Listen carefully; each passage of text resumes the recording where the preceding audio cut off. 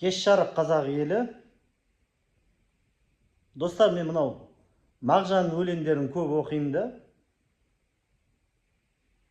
Сол өлеңдерін енді мынау оригиналын оқимын, бірақ мектепте өлеңін өзгертіп қойды. Мен алдында 3 жыл бұрын Қазақстанның білім министріне үндеу жасағанмын.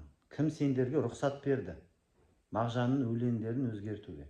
Ең қызығы, өзгерткенде түрік деген сөзді алып тастаған. Қараңыздар, өлеңді аяғын оқып берейін, қазақ тілі.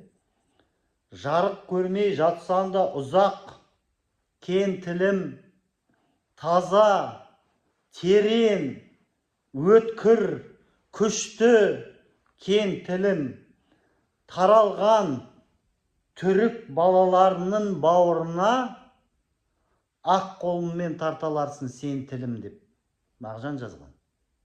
Қараңыздар, таралған түрік балаларының бауырына, қараңыздар, бұл қазақ тілі жалпы бүкіл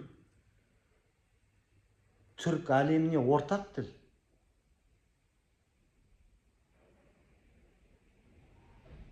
Соны біле тұра жазғанда, сол таралған бүкіл түрік балаларының бауырына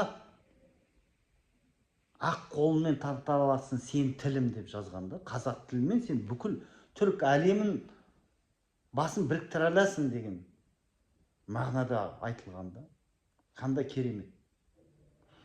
Сондықтан қаншалықты тіл маңызды екенін осыдан білеміз де. Өйткені біздің конституциямызда орыс тілі бар, ата заңымызда.